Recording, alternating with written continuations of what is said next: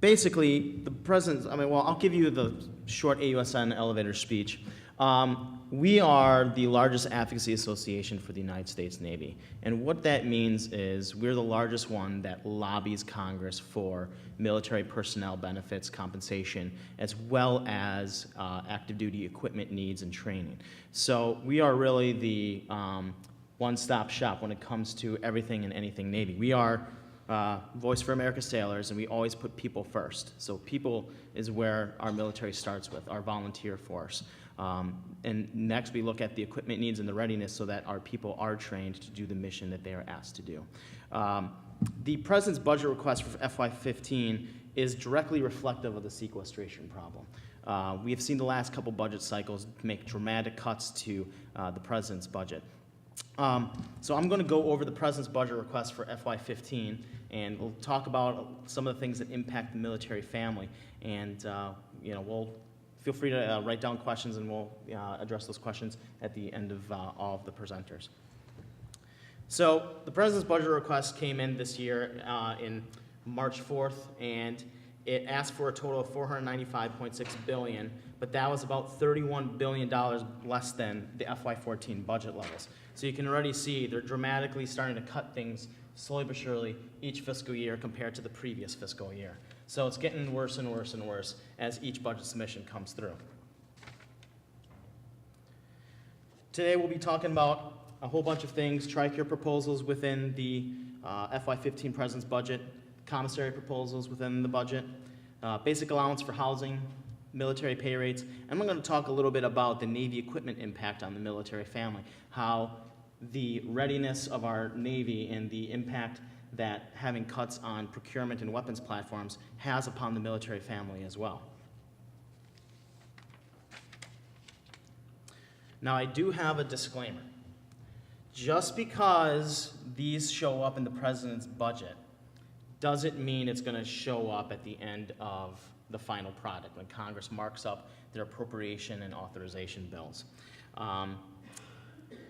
Let me give a little bit of background of appropriation and authorization bills. So authorization bills come out of the Armed Services Committees of the House and Senate, and those bills are what changes existing code, existing law, and then the appropriations committees of the House and Senate actually fund those changes and find the funding for those changes. So it's a two-pronged process that Congress uses. They get the budget, the authorization committee takes a look at it, changes the language, then the appropriations committee is supposed to find the money and fund those changes. So that's just the whole process in a nutshell.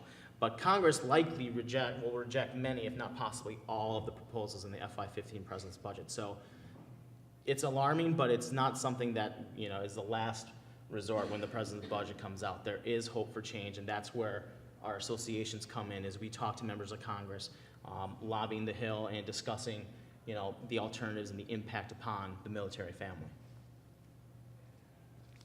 So I'm just going to go over these kind of briefly. TRICARE proposals in the FY15 President's budget, AFA will elaborate on it, but basically it's asking to merge 3 plans, and the 3 plans they're asking to merge are TRICARE Standard, TRICARE Prime, and TRICARE Extra into one consolidated TRICARE plan. That's what the President's proposing as a cost-saving measure. It's also going to implement new enrollment fees for TRICARE for Life, and it's also asking to increase pharmacy copays. So that's basically, in a nutshell, what it's asking Congress to do, is to implement that change. And Christina will elaborate that when we get to her section. As far as commissaries are concerned, and NMFA will elaborate on that, it's basically asking that Congress approve lowering commissary subsidies, resulting in a roughly 20% price spike at the commissaries across the country. Commissary funding would be slashed to just over $400 million over the next 3 years. So basic allowance for housing proposals in the FY15 PB. The basics, it's reducing basic allowance for housing by about an overall 6% reduction. BAH under DOD's proposal would cover only about 95% of estimated rental costs, with troops paying the other 5% out of pocket. Pentagon has says it wants to slow the growth. That's its soundbite for defending a lot of these changes. So keep that in mind, that that's what DOD is always saying, is they're saying we need to slow the growth. But we'll get to that in a bit and just see how bad the growth really is. The monthly BAH check provided to about 1 million service members will be cut further by eliminating the stipend for renter's insurance that for years has been a key component in calculating BAH.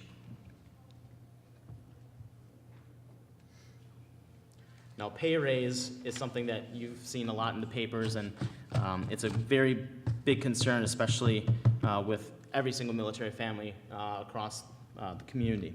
The FY15 President's budget request asks for a pay raise to be just 1%.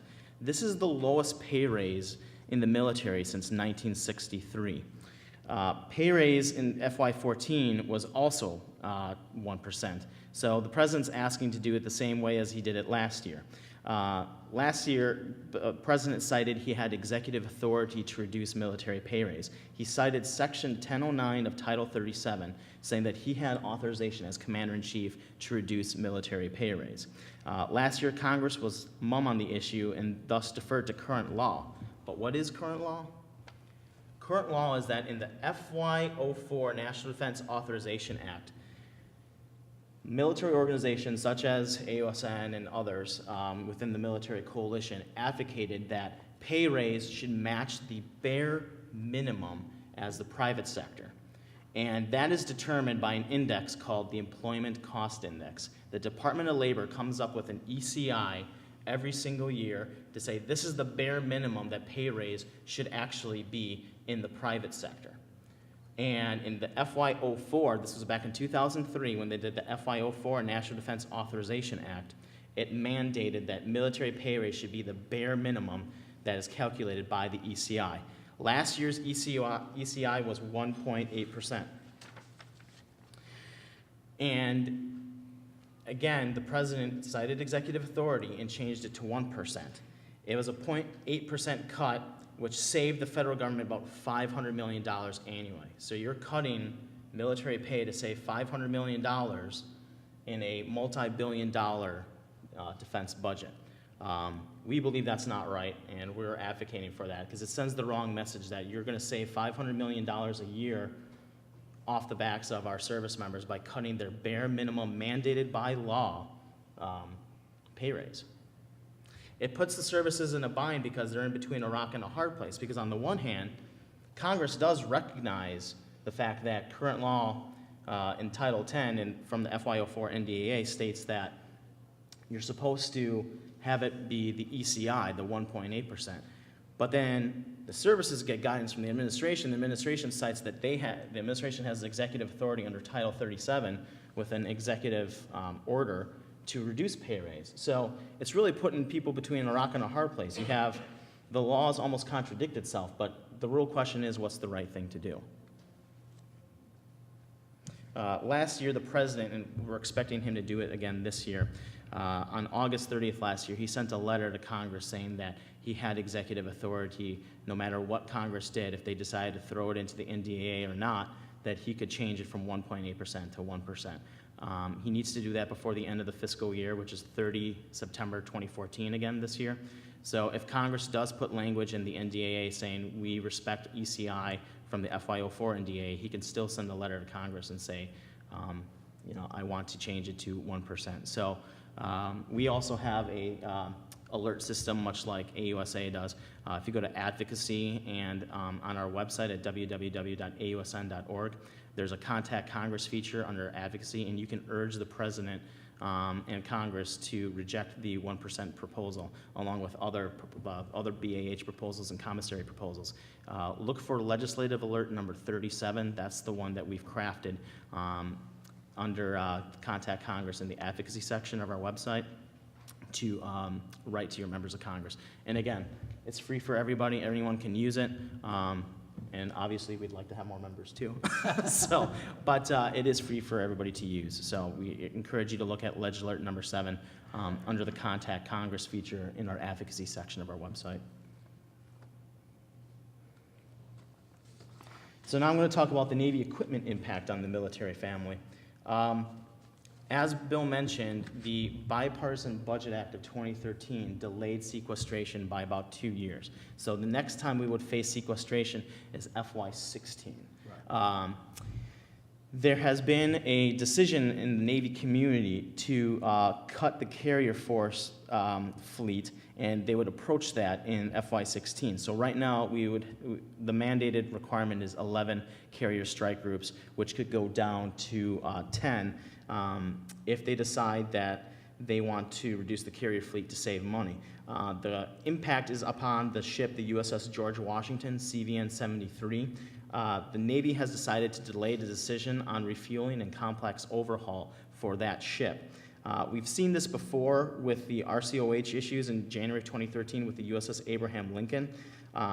The delay in RCOH, which is the regular maintenance that the carriers are supposed to get, causes extended deployments for other carrier strike groups, which means longer periods of time away from their families that these sailors are being asked to do. When you reduce the amount of carrier strike groups, you're really asking sailors to be deployed a lot longer than they originally intended. So this is the equipment impact that sequestration is having, is it's delaying the refueling and complex overhaul for carriers. And we could potentially see in FY16 the Navy say, we're not going to do RCOH for the USS George Washington. We're going to early retire the ship and reduce our carrier fleet presence down to a 10. And given the delays with the new USS Ford-class aircraft carrier, that would mean we could even be further delayed and have a carrier strike group fleet of only 9 carriers. So that would even put more stress upon the other carrier strike groups to be deployed longer and have longer time away from their families.